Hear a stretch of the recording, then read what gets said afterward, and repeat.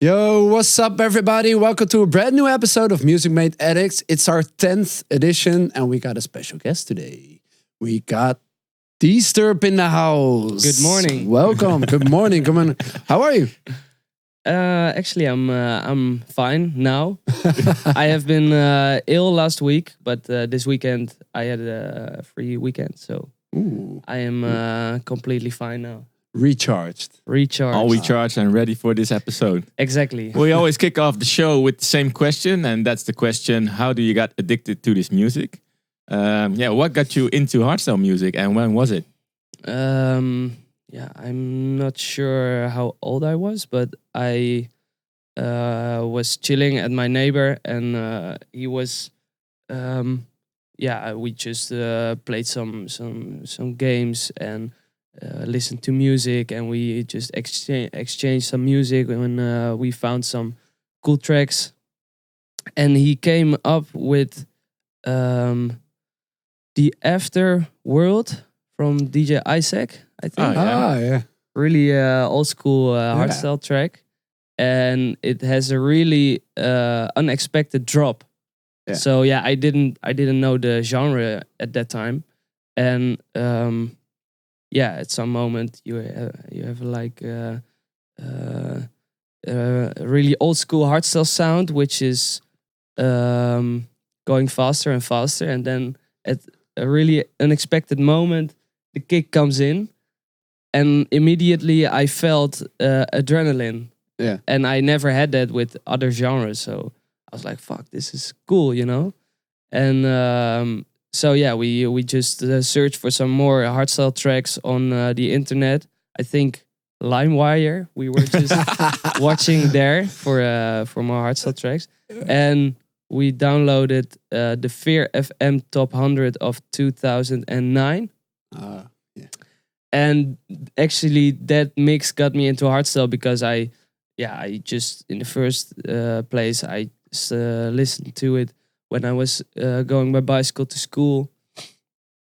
Not before I went to sleep, but especially when I was on the bike and needed some energy.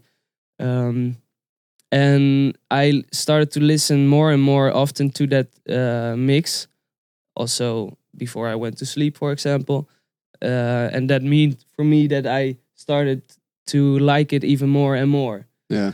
And at some moment, I checked out the tracks, and I started to look up more songs of some artists which I really liked, and that got me really into hardstyle. And at some moment, I followed every new release and stuff. So that was the beginning.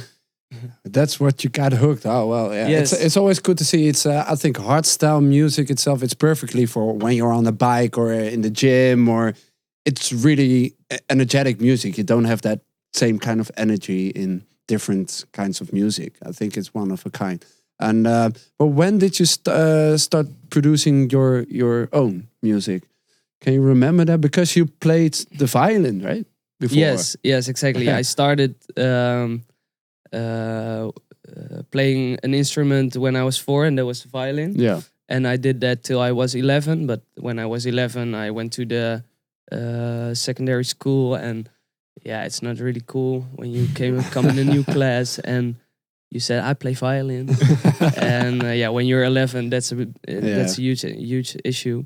Then I started to play electric guitar, and I was totally into old music like blues and rock and all kinds of guitar music or music with a guitar. And when I was 16, I came into a class with someone who was making music with FL Studio, and I never heard of it before. So I was like, "Whoa, this is really cool, man!" I really like to make music or play music, but every time when I play on the guitar, I play, and when I stop playing, it's gone. It's gone. Yeah. And I always played music of old bands, so existing tracks. Yeah. So I didn't compose myself at that time. but I really like to the idea of working on a track yourself, creating something, and playing in the program for a few hours, and in the end you have an end result which will never disappear anymore. You can save it on your computer, you can drop it online, whatever. So you really have something which you can listen again. And at that time it was when I was 16, I got my first laptop when on my birthday, I think. And I started to try a lot of things in FL Studio too. And I was completely hooked to it for the moment I started with it. And in the beginning it's not really easy to start producing with Hardstyle, because Hardstyle is pretty complicated to produce. So in the beginning I was just making hip hop beats, trying to make hip hop beats and dubstep sounds, whatever, just playing around, And at some moment I was I knew a bit how the program works. So I started to try to create Hardstyle. And in the beginning, if I listen back, it doesn't sound like Hardstyle, but I could make some ideas. For example. Well, we all have that. I think so. A library. Even with the songs that we released, like when people say to us, "Oh, that old school songs of you, they sound so good," but then we say well, if you compare it to what it sounds like now, but it's also the development of the engineering, the progress of the programs. You can.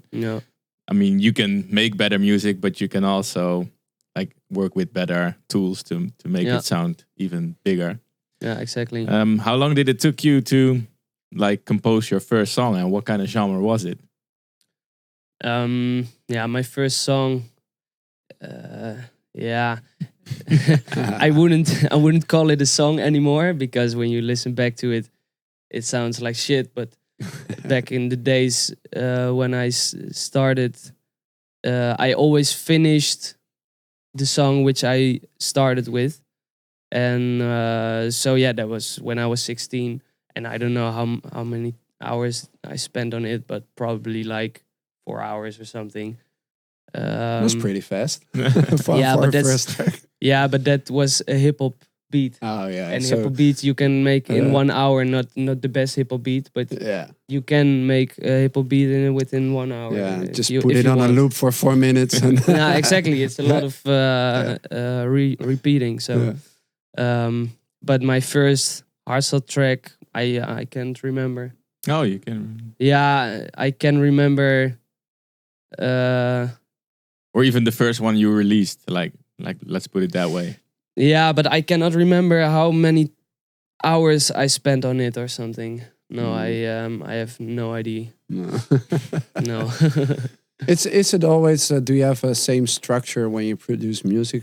Because sometimes, we make a track in 4 hours, for example, and sometimes it takes a week or anything. Do you work always in the same ways when you produce music? No. I sometimes I start with a kick if I don't have a lot of inspiration to create a track. What I'm gonna do then is making kicks. Yeah. Or making sounds or melodies or something. Yeah. A melody or a kick is a good base to start a track with. And sometimes I create a kick and I'm like, I have such a cool idea to make a mid intro with this kick or something. Yeah. Or a climax, I don't know. And then that is the base of my new track. But sometimes I make a melody and the melody is the base of the track, Yeah. So that's completely different. Different for every song. Yeah. And then, do you ever use the instruments that you used to play in the past? For example, the violin anymore, or the guitar? No. When you produce music? No, I would like to, but unfortunately I cannot play the violin anymore. No. I know how to find the right notes and how to hold the violin and stuff, because that's also a special technique. But I really like the instrument, but I cannot play it anymore. So that's that's unfortunate. But in my songs, sometimes I use just a violin, which is from the computer, you know. So, for example, when we're making music, like Diederik is schooled into like playing the piano and all, and we always start on the piano because that feels familiar. But for you, it's different. You just when I make a melody, I always draw it in. I cannot play the keys or something, so I always just draw it in the program. Yeah, it's so funny. I could never make a melody with drawing. You know, I tried it before, but maybe change some notes, some things that you wouldn't play. Yeah, for example, exactly. but it would sound cool. Yeah, but always the bass is always on the piano. But I really love your melody, so you're a good drawer. You should be a painter. Yeah, you should be a painter. So I mean, like, when I talk for myself, I think your song sounds really like fat and well produced. How did you get experienced in producing? Because you only started that when you were 16 and you're now 23 or 24. So in not that many years, you learned a lot producing wise. So how did you learn to develop that? Yeah, I think it's because I just produced and still produce a lot. I make a lot of hours in the studio.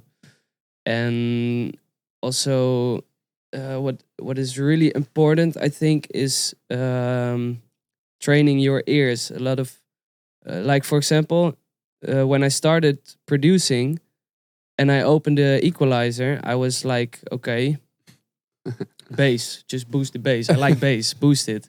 But yeah, you have to train your ears to hear what sound needs which frequencies, you know.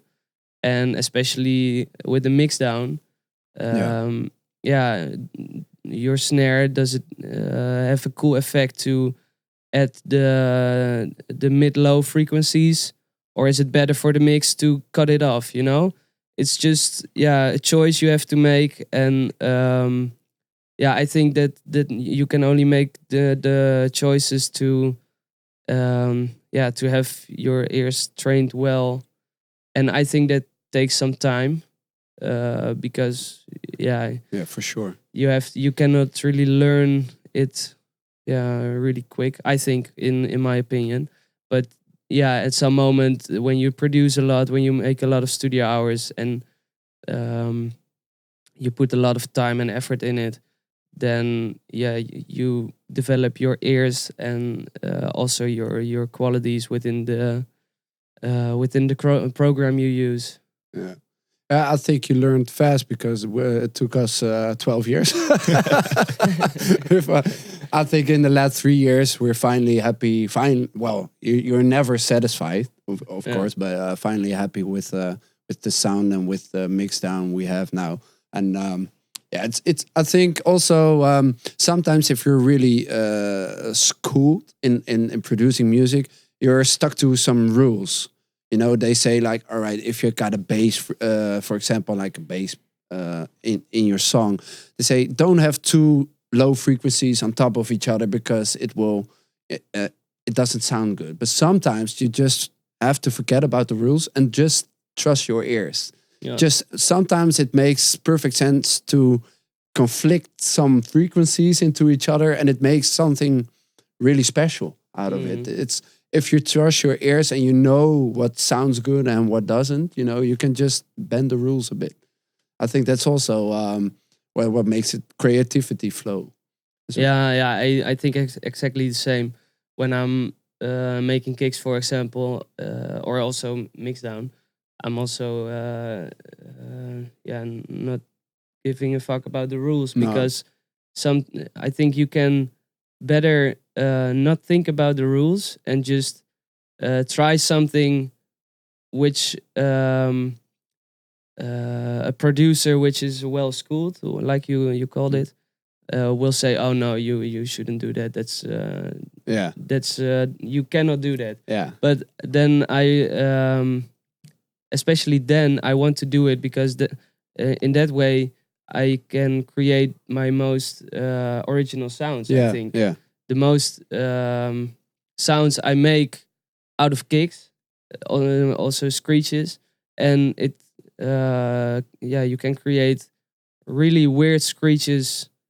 Also, I don't know if you know my track, the Menace remix I did for Warface and Frequencies, but then the Next Level edit, which I made for my EP, the screech in the second drop, so the climax, it's a really high screech, but I also made that out of all the screeches were made out of kicks. And it's just stretching the kicks, putting weird effects on it, phasing it with other sounds. I also made a kick which needed some sound, like a warm sound. It has already had the nice punch, and had good low frequencies, but the mid low frequencies were a bit missing. So I just layered it with my leads, just on the same key. I 3 octaves, I think, and I sidechained it, and I just blew it up together, and it gave the perfect crunch in the end. Which a lot of other people would think wouldn't do. Who wouldn't think of? And I think that's such a good thing, just to do whatever you think it's good for your mixdown, and don't give a fuck about the rules, you know. And I remember when we made our collab, Feel It, I think we were just editing a vocal, and it turned out to be an attack on the third kick. It was like we just wanted to have like a loop or something out of the vocal, and it turned out to be a coo coo coo. Like, all right, this sounds good.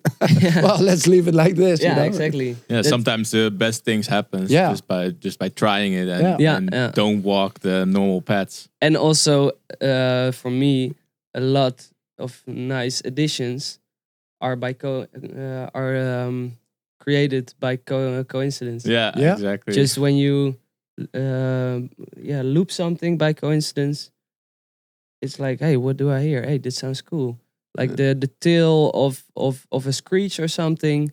If you put the release a bit open, and it could give the perfect addition to your punch, or and that one extra thing that makes the song even more special. Yeah, like the people probably, and it's also cool for yourself because people don't even know that it happened by accident, and they like, oh wow, look at that edit, you know, and then you're just laughing in the studio because you know it was an accident that it happened. It wasn't even mean to be like that. A lot of examples from people who ask me, well, how did you make that screech, or how did you give that nice crunch to your kick, or to the screech? I don't know. A lot of examples are just did happen by coincidence, by accident.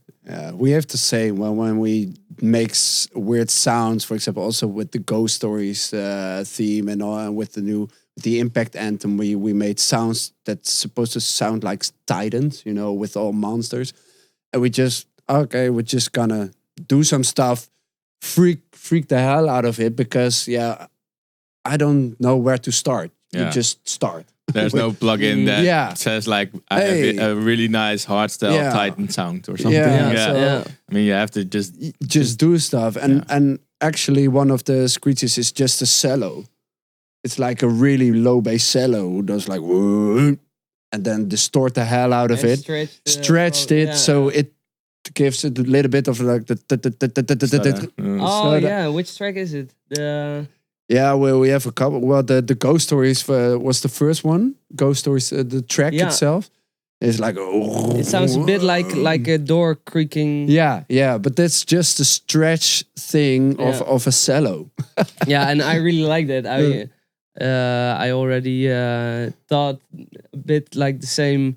How to make that, Yeah, but it's just happening, and then layered it with all other sounds that like makes really the and it sounds really original. I think you cannot make it out of a plugin. And I think sometimes to create different sounds, especially when we doing the Ghost Story stuff, we try to have like living kind of creature, freaky sounds. Most of the times we use real instruments and distort it. Like, why would you distort like a violin or anything? It doesn't make sense, but it makes sense if you want to create something that lives a bit. If you have a plug-in, it's just digital. If you have like a violin, it moves, the sounds moves already. And if you freak the hell out of that, you get weird sounds. Yeah. But now I gave a secret away. But now everybody's doing ghost story songs. No, but guys, try it out. It's never. Yeah, you can do whatever. You don't have any rules. Or distorting reverb. Yeah. And stretch that. That also can make some really weird sounds and pitch it up 12 octaves or something. Then you can have a really cool screech. Yeah. Yeah. It's. Yeah, you just talked about it, the ultimate. You did a live act 6 times, I think, including an EP. How did you came up with that idea? I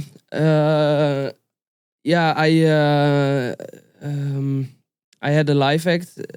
Started with it in 2017 at Supremacy, but it was just nothing with a show, just the music, which. A live set which had more energy, less breaks, and some cool edits. But there was nothing really special about it. And at some moment I worked together with Stan Broeksteeg and Niels Gores and with the management to create something special about it. And we had a lot of meetings and a lot of brainstorm sessions. And at some moment, we came up with this idea. And it really turned out well, I think. It was also original, I think, because it was just temporary. Yeah. And I think it was a really cool concept, but I didn't came up with it alone. I had great teamwork with Stan Broeksteeg and Niels Gores. Because Stan is your video guy, right? He's not my video guy. He sometimes makes video clips for me or does recaps or something, but he's not my... Oh, not your personal now, no. But yeah. No, and Niels Gores, he works at Gooseframe and he is also a video guy. Yeah. But they are also really good with concept thinking. So it was a perfect combination. And those guys are also really cool guys, friends of mine. So it was really nice to work with them, and I'm really happy with the result of the whole project. Yeah, I think we saw each other on many of the shows as well. I think you did it in Australia, right? At Knockout, where we were, and in Mexico. Yeah. And Intense. Reverse. So pretty much all the shows that we did this year, we saw the Ultimate. Yeah. It was a really nice show. Also, the song The Ultimate is really one of our favorite songs that you made because really nice atmosphere in it. Mm-hmm. Do you plan on doing something similar or like a next level next level live act? Of course I'm gonna start with something new, but I cannot tell when or what it will be yet, but there will come something new about my live act. Ooh. Oh, that's exciting. That's exciting. And we'll feel it be a part of your live act by then. Yeah. Can you feel it? No, that's something for later. I cannot tell anything about it yet. But Feel It. We made a song together. Yeah. It actually started the idea because we asked you after we played a lot of your songs in our set, like, can you make a remix of a song of us? It was Sound of Thunder. Yeah. And you made it quite fast and we were really, really happy and enthusiastic about it. So that's why when we said to each other, well, if we always play a D-Sturb track in our sets, we might as well have a collab with D-Sturb so we can play something that's also ours. Yeah. How did you feel about working with us? Yeah, of course. Put you on the spot. Say something nice. Yeah, it was disgusting. No, it was, of course, I was honored because, like I said before, when I started listening to Hardstyle, a lot of your tracks were also featured in that VRFM Top 100. So, yeah, I was honored when you asked me to do a remix and especially to do a collab. And so I really enjoyed to work on that track. It's always when you go to someone to make a track and you don't know how that guy or girl works in the studio. Yeah. Yeah, it's just, yeah, you have to experience it. But yeah. We didn't have anything. No, it was, yeah, you have like the same workflow as me. It's just when it's cool, Yeah. and then you can continue with something else. Yeah. And also the workflow is a bit the same as me. Just put in some effects and just pretty quick, you know. Yeah, really. You don't have to be that focused on every detail. If it sounds good, then it's just all right. if it sounds good, you move on. On to the next one, on to the next one. And in the end, we finished it in 2 days. 2 days, yeah. In total. Yeah. So yeah, that's perfect, I think. Yeah, I think the first day was 4 hours or something, or 3.5 hours. Yeah. And the second day we just finished it. Yeah, and then we premiered it at DEF CON. Yeah. Well, it almost didn't happen. But we already told in the last episode what happened on DEF CON, that it was such a hectic moment for us. But in the end, we were happy that we could at least premiere the track. Yeah. We also couldn't play the Sound of Thunder remix. We couldn't play the second part of our collab.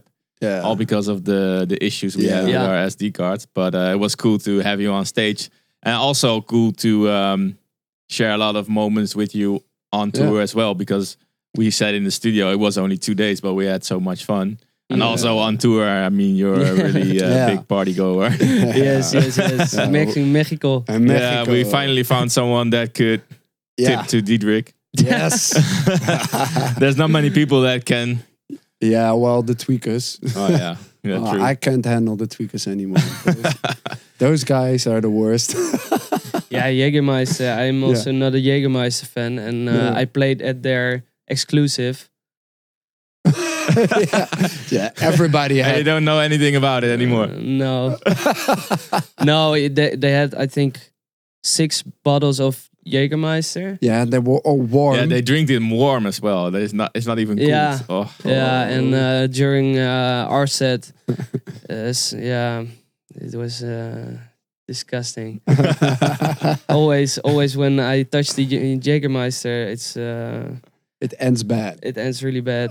But it was fun in the end. Yeah. But I prefer the tequila from Mexico. Yeah. Oh, they God. have the best tequila. Yeah. There's something in tequila that makes you fly or something. Oh, I thought that makes you get a big headache. Yeah, that's true. Yeah, but where you drink tequila is just like, hey. You get a bit yeah, I don't know what it is. Yeah, bit feisty. I don't know how to call it, but you just want to tear everything apart and make one crazy night. Yeah. Yeah, but it was a crazy night. And I remember that was so funny. There was a pre-party for Wish Outdoor, and we were in a club all together. Yeah. And there was Stan, the guy who made your video. Yeah. And we were like, "Hey, Stan, come on!" And he had to go to the festival really early the day after, and it was already 5 a.m. or something in the morning. And he's like, "I have to go to the festival in 3 hours." Yeah, I mean, we us three were like, "Stan, come on, one more shot." He's like, No, I just want to go home. Yeah, he was almost crying. Almost started crying. That was quite a big night, because first we had dinner all together, and then I wasn't drinking because I already had a headache from the day before. But all the other guys were drinking so many tequila shots and then beers and everything, and then we went to a club, and I said to to one of the guys that was hosting the event, like, listen, we're here with a big group, but not everybody has to drink a lot more because we're already quite like out there. And he's like, yeah, okay, no problem. What you guys want to drink? So I asked, like, well, we want to drink. And then we said, okay, vodka. Okay, cool. Just one bottle of vodka. And I was like, yeah, just a small one. Bottle of vodka. 5 liters. And then this guy came up with this like 5-liter bottle of vodka. And I was like, oh no, this is going to be a hell of a night. We were like, oh no. But in the end... Yeah, we pretty much finished it. Yeah, we pretty much it was with it. DVA was there. And we were with a lot of people, but still, it was. But still, yeah, I think it was 5 liters, yeah, right? It was 5 liters. They had to pour it into like a can and then pour it from there because the bottle was too big. Yeah, too big. Yeah, to pour drinks. Do you want to have a shot? Yeah. Imagine having like a 5-liter bottle of Jägermeister and give it to the Tweekaz for. Yeah, they should have one. They probably finish it in one night. So. Yeah. Oh, that's insane. Because you also made a collab with them. How was working with them? Yeah, it was also really, really good, actually. Of course, our styles are way different. I mean, you're also making some harder stuff lately, especially, and some darker stuff, also with the ghost stories. Yeah. So it's more similar to my style, I think, than, for example, the Tweekaz. So in the beginning, we were searching a bit what kind of melody and what kind of vibe do we want, because they're making really happy hardstyle and party, and I also can make some euphoric melodies and party vibes, but not. I don't want to make a really happy track, as the Tweekaz usually do. So we searched in the beginning, but at some moment I had a melody and Kent did some really nice changes on it, and that's the melody which it is now. And I think we also worked 2 days, maybe 3 days, and it also went really, really great. So they're also really good duo, I think, because Kent is more is more busy with the melodies and with the effects and the details, and Marcus is more the mix down guy, and they're a really good duo, and we just how do you say it, aflossen. Good chemistry. Good you chemistry. Just worked well together. Like you could work back and forth, and exactly. So it was also 2 or maybe 3 days that we worked, and in the end, I'm also really happy with the result. I think it's turned out really well. It is a pretty happy track, but still, it's not. You can still hear D-Sturb in it for sure, in the melody as well. Yeah, and it's more party vibes than really happy the Tweekaz vibes, which from the Tweekaz, Yeah. Of course, you hear the Tweekaz really well because we made the track. I think it's 50-50 what you can hear. Yeah. But it's still it's not too happy in my opinion. No. But some people might think something else, but You cannot please everyone, of course. That's always difficult. But I'm really happy with that result, and like I said, also really nice guys, Kent and Marcus. Yeah. And really, really nice to work with them. Yeah. Cool. Yeah. Do you got some new? What are your plans for the next coming months, also music wise? Because the Sound of Thunder remix is gonna be released soon. Yes, the 19th of September. There you go. It's almost time. It's almost finally, time. Finally, yeah. We get so many requests from people like, Sound of Thunder release, when? It took really too long in my opinion, but it was not possible, unfortunately, to release it earlier with all the release schedules from you, from me. So, but the 19th of September, it will be all yours. Mark your agendas. Exactly. It's always difficult. People often ask us like, why does it take so long for a song? But to be honest, sometimes when we release a song, for example, Brace Yourself was released after 3 weeks we premiered it, and people still say, finally I can listen to it. I mean, like, people always think it's too long, you know, but sometimes it just takes long because you have to clear the rights, or you have to fit into a certain schedule, because you cannot just drop a song every week. You just have to like give every song the attention it needs. But in this particular case, it was also the fact that we have 3 different artists making remixes, so we wanted to plan that similar in the same period. So that's one of the reasons why it took a while. But there's gonna be a video with it. I think we shot the video at Rebirth. Yeah. So they were hosting on Friday. Yeah. Pretty cool. So this is gonna be. Can't wait. I really love that remix. It's just a really nice touch.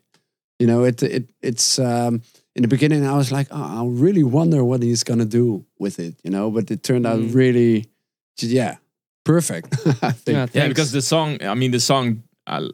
For example, if we play the original Sound of Thunder, it would still work, you know. So the song doesn't need that many touch-ups, just like the 2019 kicks and the D-Sturb. And the mixdown. Sauce, the mixdown. Of course, the mixdown is... in the time it was released, it sounded great, I think. But also all the sounds, all the tracks of that time had those kind of mixdowns, you know.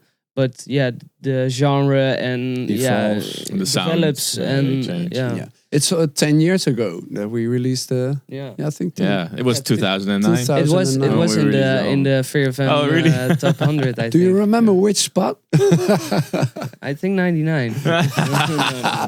I don't know. No, I think because that year, I mean, we made the MUSICMADEADDICTZ album. Of course, it was from. So there were probably a lot of songs in. I think 5, 6, maybe 7 tracks or something. Yeah, it's still crazy that the one we played the most, and we played it last, or yesterday. Yeah, yesterday. Yesterday was Mystery Land. It was crazy. We're still a little bit tired from the weekend. Yeah, but we still play Shivers. It's 10 years old already. It's crazy. Do you have any calculation about how many times that track was played by you guys? Too many. Couple thousands. Yeah, I think so. Yeah, I think since the last 10 years, I think we do an average of 100 shows a year, something like that, 120. We didn't play it. We didn't play it for much a while. We stopped playing it. Last year, we kind of stopped playing it, and I think in between we also had a period we didn't play it that much. But I think at least 500. 600 times in the last 10 years. Sometimes the balance is so difficult. Sometimes you're like, I can't hear that song anymore. You know, it's not like it's got a really long, exciting melody or something. It's just like, well, we actually started playing. Yeah, we started playing it again after it was in the Power Hour with the Kingdom vocals in front of it. And then we were like, oh yeah, cool. That's a nice touch up. We just add them together, and then we just start playing it again as a mashup. But was it also because when we? Oh no, that was the second hype kind of thing after we played a classic set. And then we saw the reaction, like, whoa, okay, what's happening over here? That everybody screamed along. It still does the trick. That's the trick. Also, a lot of guys in the raw scene still play it or have been playing it the last couple of years. It got that kind of revival thing. Also, it could be interesting to do a remix for that sometimes, but I always feel a bit scared, man. I think you shouldn't. I think that's the right track to just to leave. Yeah, we had a couple of artists that wanted to do it, like also raw artists. Yeah, but I'm always a bit skeptic and a bit afraid. It's a really simple trick you did, and that's the power of the track, I think, and just the simplicity. You have to keep it if you're gonna remix it, I think. Yeah, and then it's gonna be pretty much the same. It's gonna be with another kick and with another sound. But I think it should really a remix should add to the original. Yes, it shouldn't be better then it doesn't have to be better than the original. I think it just needs to be a bit different, you know. But yeah, I don't know. Yeah. I don't know how. If you would ask me, I would say no. I would, Yeah, it's a scary track. I wouldn't dare to do that. yeah. And what do you think about the scene nowadays, musical wise? Because like 3 years ago, you really had, like the raw kind of scene and the more, poppy, euphoric, hardstyle kind of scene, and it was really two different kinds of music almost. And I think nowadays, we talked about it a lot, it's hardstyle again, you know, when energy is coming back. And I think you're a really good example of that as well, because we play your tracks a lot in our sets because it's got a lot of energy. It sounds really good, and the melodies are there, you know. And I think the scene is really at a healthy state right now. What do you think about it? Yeah, I think so too. I have the feeling that it's growing a lot too. Yeah. Also, like house artists are letting someone make a remix of a track. Hardstyle producer making a track of their song, or closing their set with hardstyle, or even in the middle of their set or something. And I think that's also because like 2 years ago, there was a hype of experimenting. Yeah. And I really like experimenting within hardstyle. And I think it just needed some of that, because at some moment within the raw, I got a bit tired of the same kind of kicks, same kind of screeches. A lot of times also the same screech patterns. Yeah. So it was a bit uninspiring. Indeed. And now you see or you hear that it's all the artists are a bit merging again. Yes, exactly. musical-wise, The euphoric side and the raw side are a bit melting again, like like it was back in the days. Hardstyle back in the days was just hardstyle, and at some moment, raw hardstyle and euphoric hardstyle was completely different. Yeah. Yeah, I mean, if I speak for myself, like at one point, raw got me more like feeling depressed than inspired, and now I feel more inspired by all the raw artists. You know, they have cool ways of making music and making sounds which inspire me to do something, you know, with that and create something of our own. Mhm. But back in the days, it didn't inspire me at all. Mhm. And I think for them it was exactly the same, because all the stuff that we in the euphoric scene were doing, you know, was like more going away from hardstyle than that it was hardstyle. Yeah, more into the pop. Yeah. genre or something. It wasn't. And Same also in the kicks. also in the backstage area, you know, the vibe is so different now. Everybody is like getting together and having a lot of fun together, and that was also a bit different from my feelings. 4 years, 5 years ago. It's so funny. Like if you're going backstage at a hardstyle party, it's always like, hey, it's always good, you know. We were at the New Horizons in Germany, and there were some guys working there. They're like, oh, where do you have to go? And to the hardstyle stage. Oh, fine. Yeah, I love hardstyle artists. I'm like, oh, why? Yeah, you guys are so friendly. I'm like, oh, well, that's good to hear, you know, that everybody's just being polite. Just and easygoing. Easygoing, you know. And I think that's pretty unique for a scene to have. And really... also one of the reasons of its success, I think. Yeah. You have like the people... Yeah. And it's still a small scene, actually, you know, yes, so exactly. everybody knows each other. And if someone is being an asshole, he's being called out like, hey. Yeah. But we never have that, actually. Never. No, It's, really it's good. in that side, it's a great scene in my opinion, but it's also because it's still pretty small. Yeah. I think because I can also understand that Martin Garrix or David Guetta, you saw that Wish Outdoor that there was backstage. There were two big fans waiting at the fence, and the fence were opened, and there were two fans coming into the backstage.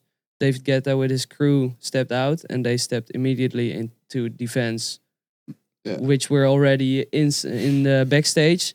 And then he drove for like 50 meters to the stage, stepped out, and went playing. And I can also understand that, these guys, they do maybe 300 shows a year, and everybody wants their attention. And so at those one are point really I can pop understand. stars, you know. They're It's also really maybe a bit world famous. safety, but also just to keep their mind focused instead of just like, I think they can almost not do anything right, you know, because when they like give someone not enough attention, they feel maybe a bit sad about their big pop artist where they are a big fan of, that he doesn't really talk back or doesn't give them the attention they want. And on the other hand, you know, he just wants to be focused because after that he probably has to go back to his jet, do another show. And I mean, it's such a stressful and like really hard-working life. Yeah. So it's also maybe a bit protection for himself to not get called out. How would you guys handle that if you were? Well, I think it's. I don't really think heavy. we will ever do a schedule like that. I don't think we will. That. I think we would say, oh well, we do a couple of shows a weekend and then it's all right. Yeah, I think in the end, you know, it's still. I mean, it's you have to be an athlete to do that, and also you have to be made for that lifestyle. You know, And also you have to produce music. You know, a lot of those guys, they have like a lot of producer teams back at home just writing music for them, you know, and maybe they come up with ideas and someone else produces the track. And I think that one of the most beautiful thing, it's more like a company type of thing, exactly. and more run as a business than as making a as a business out of really- your hobby, you know. yeah. We still want to go back home and go to the studio and create our own songs, you know, and then in the end play it in front of a crowd yeah. instead of being that machine. Yeah. And there are some artists who can do it, like if you really big pop stars. If you look at Skrillex or at Calvin Harris, for example, but he just says, "Well, I'm only gonna play in Vegas and some festivals. You know, I will have the day from Monday to Friday. I'm just at home in my studio. Yeah. Can have a tight schedule, workout. You know, Yeah. and that's more the thing. If hardstyle ever grows that big, then that will probably be the way we would do it. Yeah. Because doing 200, 300 shows a year is killing you, I think. It's really intense. Yeah, some people can handle it, but it's not for us or not for me. No, I also wouldn't like it, I think. No, I'm not just keep the attention. Because to I it. also really like my time in the studio to Yeah. create Yeah, of something. course. And Yeah. especially to play a new track, which you spend a lot of hours for, and play that for the first times. That gives for me the best feeling of the whole job. you Yeah, know? that's the Yeah. energy you need to continue doing this, you know. I think you would lose that part as well, you know, and then it will get really tough too. Yeah. The satisfied feeling or something to to see what your hard work does to the crowd. Yeah. And that's also what a lot of people say. What do you prefer? Do you prefer the studio or the performance? But I think you can't choose. It's the work it's the combination. It's the work you've put, the time you've put into the studio. And when you play the track for the first time and you see what the crowd reaction, it's like, whoa, that's really the best feeling ever, you know. Yeah, exactly. For example, when we played our collab for the first time at DEFCON, and the whole crowd was screaming and we're like, whoa, whoa. The second drop came in and people thought the first drop was already the fake drop. Yeah, the fake drop, yeah. It was so fun. Even Philin, you heard Philin like, whoa. Yeah, in the mic. yeah, he was turning around, whoa. It was unexpected. Those are the best things you can have. For sure. Yeah. Do you listen to other music as well? You said you made hip hop back in the day, but do you have like a favorite other kind of genre? First, can I have another? Yeah, of course. No, I listen to every kind of music. I have some vibes which got me more into like old music. I like to listen to Frank Sinatra or there he goes. To Black Sabbath or rock and roll, blues, whatever. It's just the vibe I'm in. Like today, when I drove here, I listened to Coldplay. Yeah, because you were really depressed seeing us. Exactly. Yeah. No.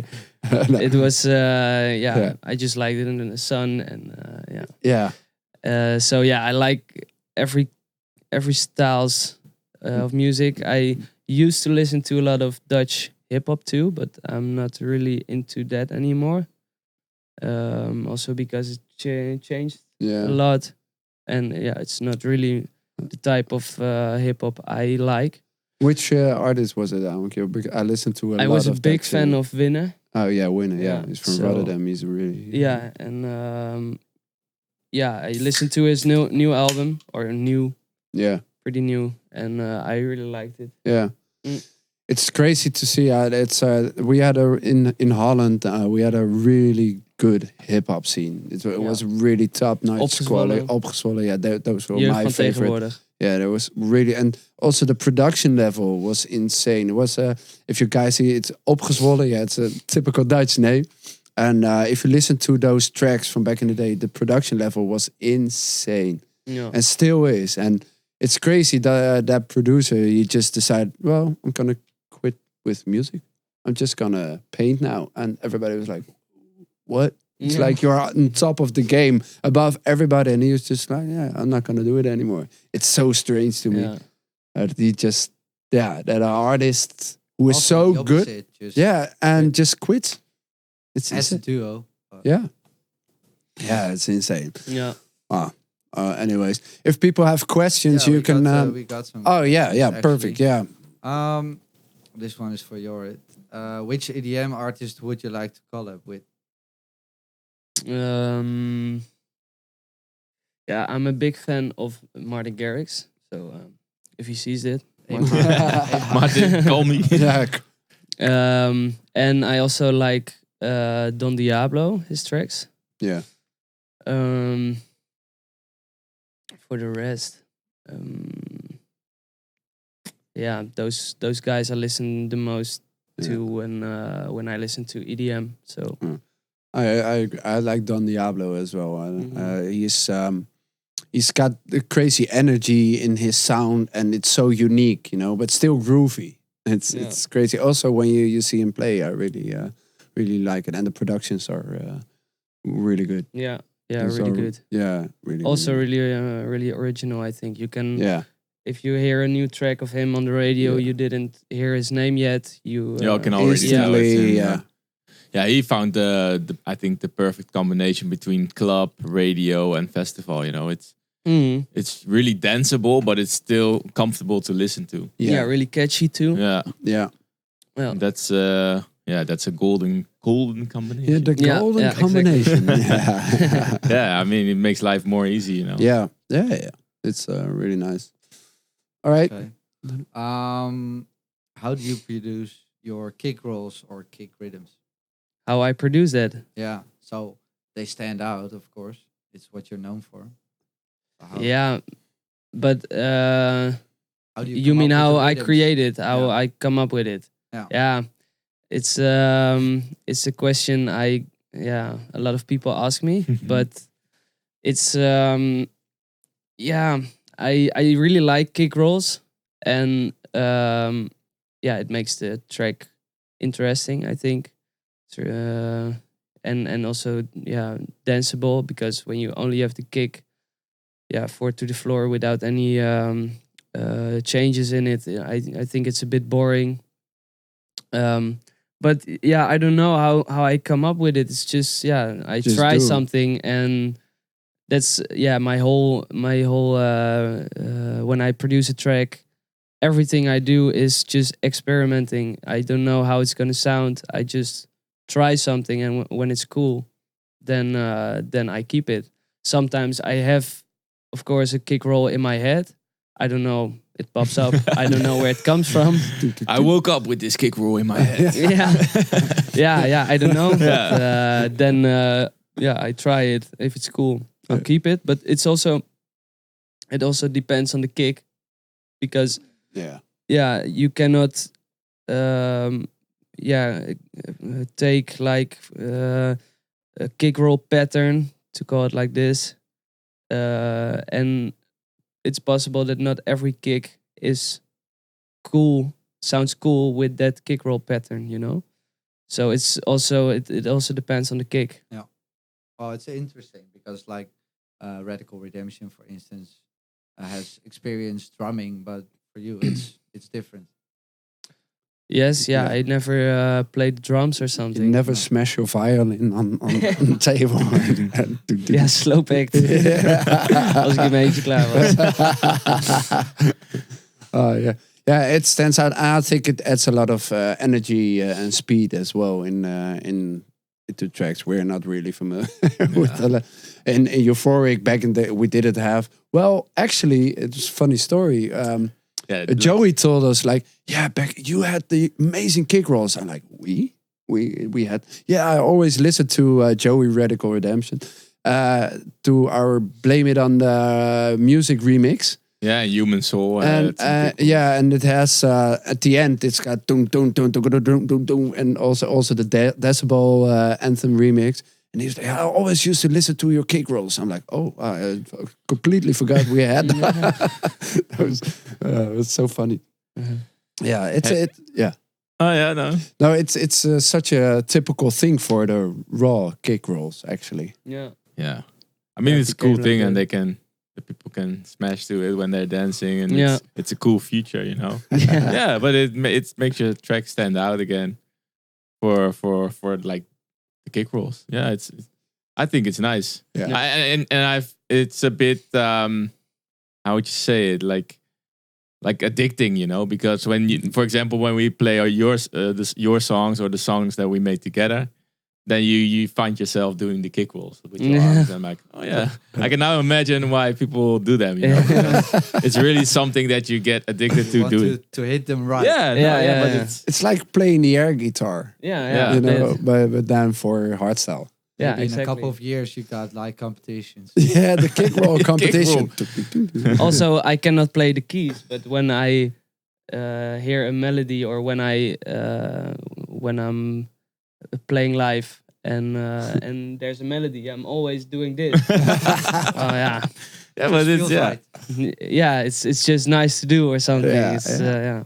And just like with the kick rolls, I also cannot play the drums, but you had quite a year, maybe even 2 years. Like I think 2 years ago we came in touch with your music first. Well, what are your plans and what are your ideas for the future? Is there something you want to achieve? Is there something you want to do, or are you just going with the flow? Of course I'm gonna do something special with my live act. But yeah, that's something you will see and hear later. But I'll just keep on going like it's going now. Just making a lot of music, and just some cool projects are coming up too. But yeah, unfortunately, I cannot tell something about it. Do you have like a goal? Some people say, I really want to have my own event or my own. But I want to be a #1 DJ of the world. Or do you have something like that? Or no, I don't really need to be the #1 DJ of the world or from the scene or something.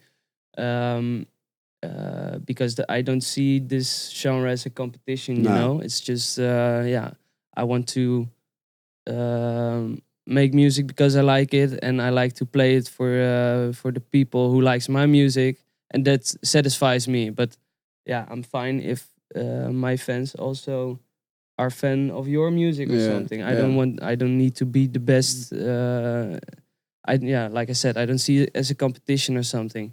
And about an own event, that would be sick, of course. But that's also something for the future. Yeah. And like I said, I just go with the flow, and yeah, every time, like this year, I reached some new goals, like playing on the Defcon main stage, Yeah. on the Decibel main stage, and yeah, you can just Check that one out. Check them off and check them off check 'em and off. Continue set going. new goals. You know. Yeah.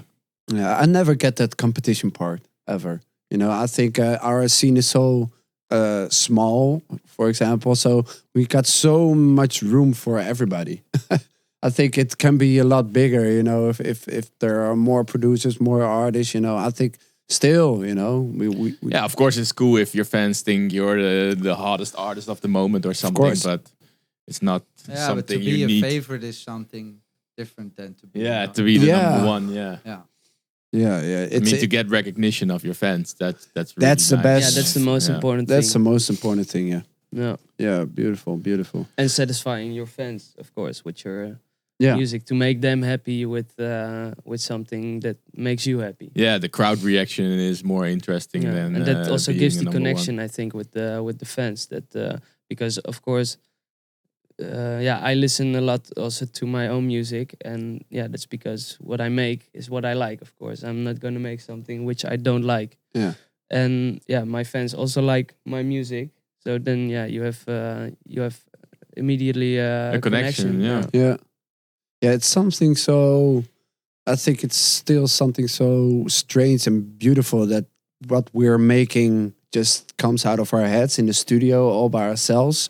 And the next day you're standing in front of 10,000s of people and they are singing along, you know, something that's Yeah. been created in such a small room. Yeah. It's moving so many people. Yeah, it's actually so intimate, but then so out Yeah, it's Yeah.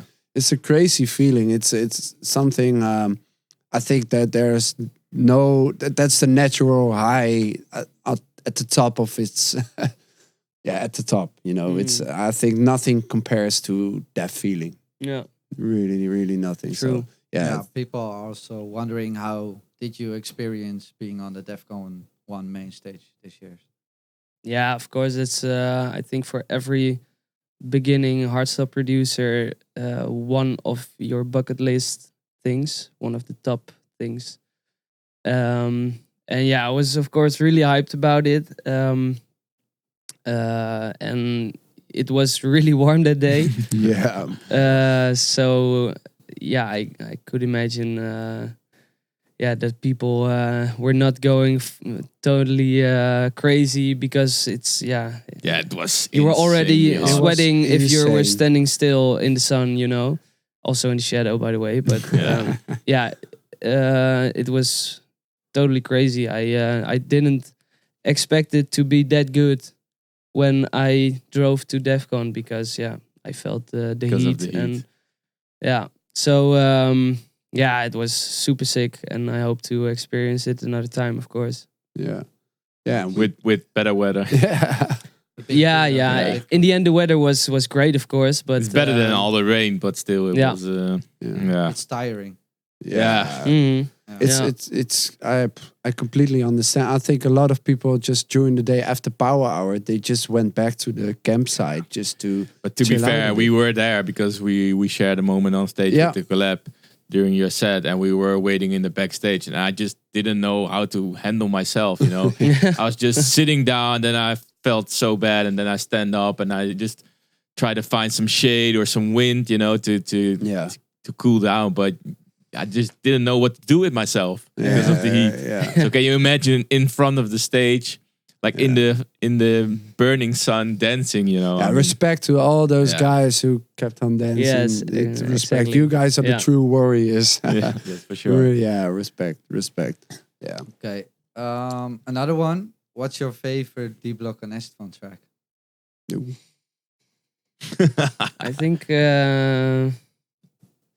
I think Lake of Fire.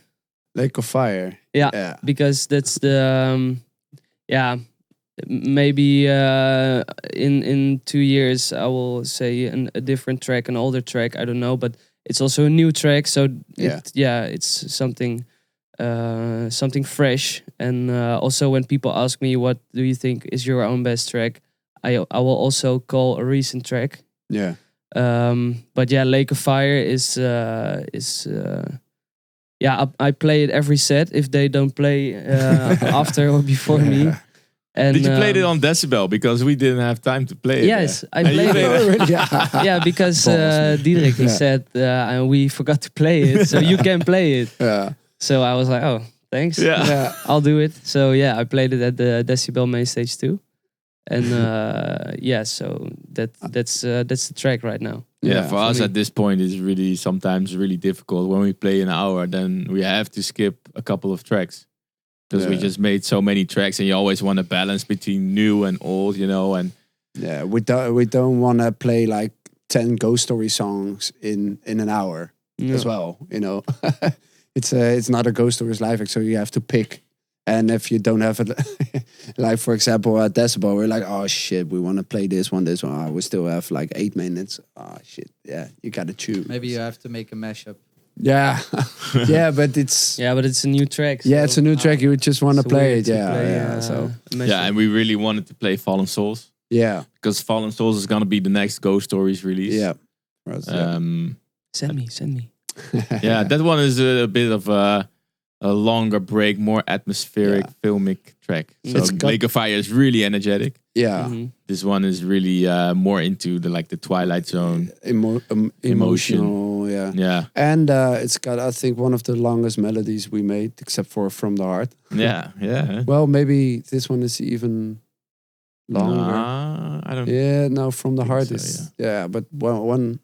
It's so long, and it's got a different counting.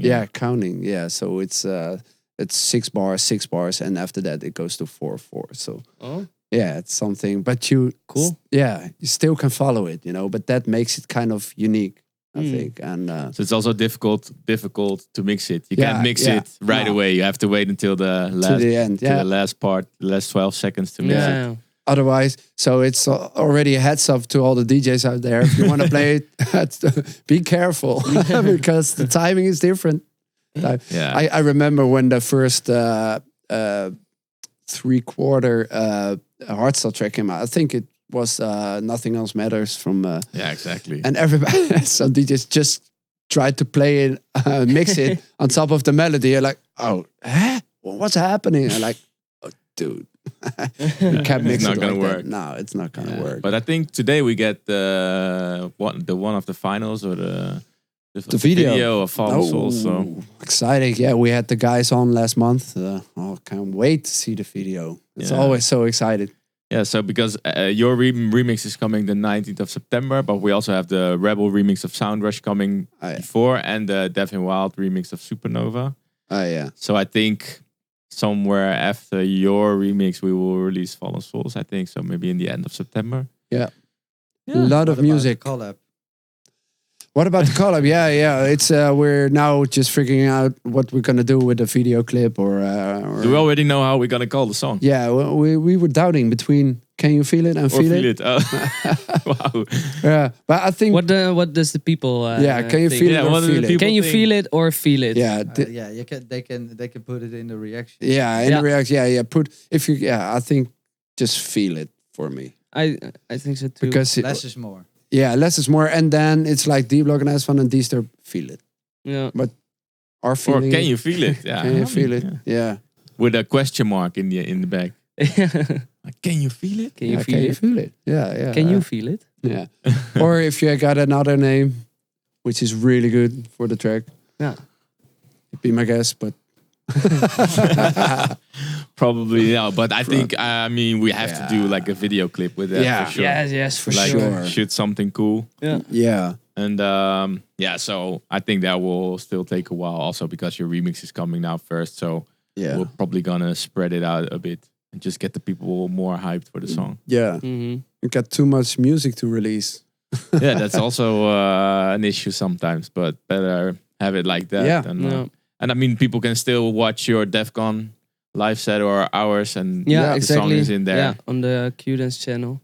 Yeah. So and then you get the crowd extra. So you get the crowd reaction. Yeah, you get the crowd reaction and the footage. So it's always better than listen to it on Spotify anyway. Yes, exactly. Yeah.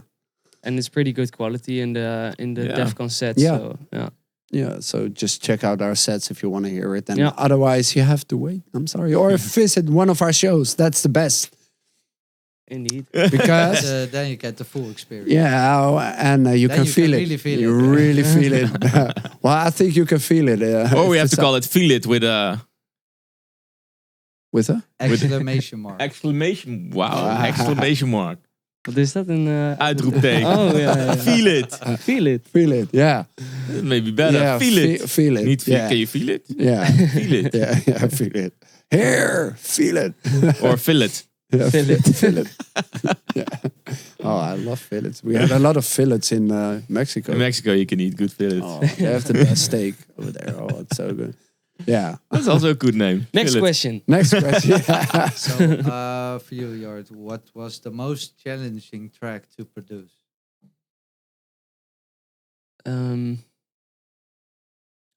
Yeah. There are two tracks coming into my mind, and that's the remix for Warface and Frequencers, Menace. But the first one, like the original remix, because I just signed with Most Wanted and End of Line, and I just stepped into the scene without any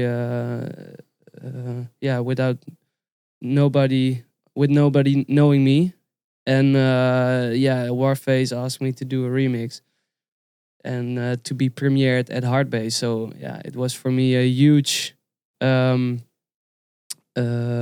possibility to make an myself known in the scene, because Hardbase is a nice stage to play a new track, and especially a remix from someone nobody knows, because then there will be a hype about who made this remix, you know.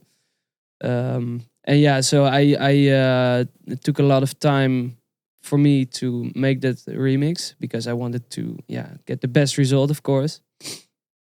And the other track which comes up in my mind is the Ultimate, because it was the final track of my of my live act, the Next Level live act. And the Ultimate has to be an ultimate track, you know. Live it up to the name, you know. So I worked on it for a few months, not every day, of course, but the project took a few months to got the whole track done.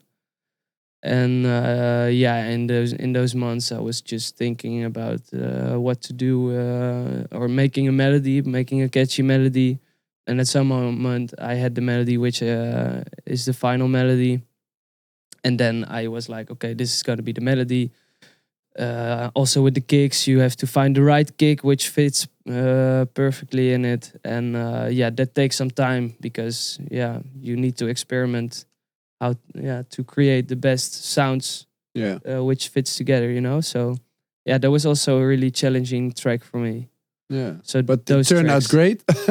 Yes, I'm really happy with the result. And but it was really challenging, because you have a deadline. And before that time, the track must exist, and then you feel a kind of pressure, and that's challenging always to work with a deadline. Also with an anthem, of course. But in a way, maybe it helped you to get most out of it because of the pressure.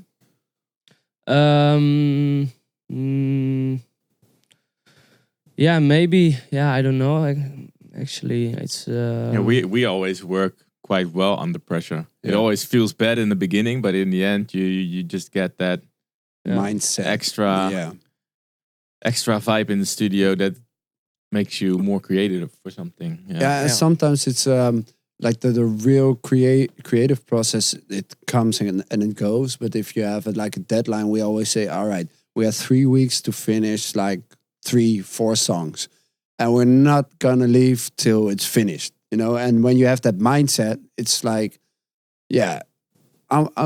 we're gonna finish it anyhow. It doesn't matter how we're gonna do it, if we're not gonna sleep in the studio, but we're gonna finish it, you know. And if you have that mindset, I think you can achieve a lot. And I don't think you have to do it 5 times a year, but when it happens for 1 or twice a year, then you can really set yourself to it and get the best out of yourself. Yeah, I really do think so. Even force it a bit, you know? Yeah. Yeah, true. Yeah. All right, I think that's most of the questions, actually. You have always a statement at the end of our show. Yeah, I changed it last minute, actually. Oh. Well, it's a good thing we don't know the statement. No. Yeah. We will never know what the statement was. No, never know. Well, the indoor season is getting closer, of course. The festival season is almost over. More and more indoor events are being converted to daytime events. Statement for this week. The ambience of indoor events is gone when it's in the daytime. No, I don't think so. Because when you're indoor, you don't really have a realization of time. Like, it's always dark with, of course, lights, lasers, whatever show. But when it's dark, it doesn't really matter to me. I prefer daytime festivals. Because it's easier to easier to attend. You know, you don't have to go until 7 in the morning. You can just go home at 11 and be okay the next day. Yeah. To be honest, I think it took a while, and I still think that there's not enough daytime festivals in winter, because everybody in summer is going to daytime festivals. So why in winter don't we have that much daytime festivals? You know, I mean. It only makes sense. Maybe because in summer people are take holidays from work, have holidays from school, and in the indoor season, some people have to work or have to go to school during the midweek, and are working on daytime in the weekend. So then there's no time to work if there are daytime festivals. That might be a reason, but I would be a fan of it if all the parties go to daytime. But I can imagine that there are still a lot of people who doesn't want it because they have to work on Saturday. For example. Or even start it at 6 p.m. and stop at 2 or something. Or start at 4 and stop at 2. Yeah, that could be. Then you can still go to work or do half a day. People can have a nice dinner before. No, but you can eat on the festival, or you can just come after dinner or whatever. But just I mean, really, I can understand, because like from back in the days when I was going clubbing, you know, it was always from 10 to 4, 10 to 5 in the morning. So it's more basic to do it like that. But I think, why not change it up a bit? And I think I completely disagree with the statement. Atmosphere. It doesn't have really any influence on the vibe itself. I think when the music is right and the people are there, it's gonna be a good party. and a daytime festival during summer outdoor can have a negative reaction to the atmosphere when it's that warm or raining cats and dogs. You know. Then you don't have the atmosphere you can have indoor. So I think it might even be a good thing to do it like that. I would prefer it just to have like your schedule. You can just go home and wake up early if you want to, you know, and don't have like the long night. Yeah, I prefer it. So that's about it. I think we're just gonna wrap it up. Or is there anything left? Yeah, is there anything left you want to share? Should you? No. We talked pretty long. So. Yeah. All right. Well, I want to thank you for coming to the Made Addictz podcast. I really liked to be here. So let's make a new song somewhere next year after we release the. Yes, exactly. Yeah, for sure. Yeah, it turned out worked out really great. Really happy with the end result, and we're definitely gonna make a new one. And awesome. For now, Sound of Thunder remix is coming. Supernova remix. A lot of things are coming. So thank you guys for listening and watching, and hope to see you next time. Bye.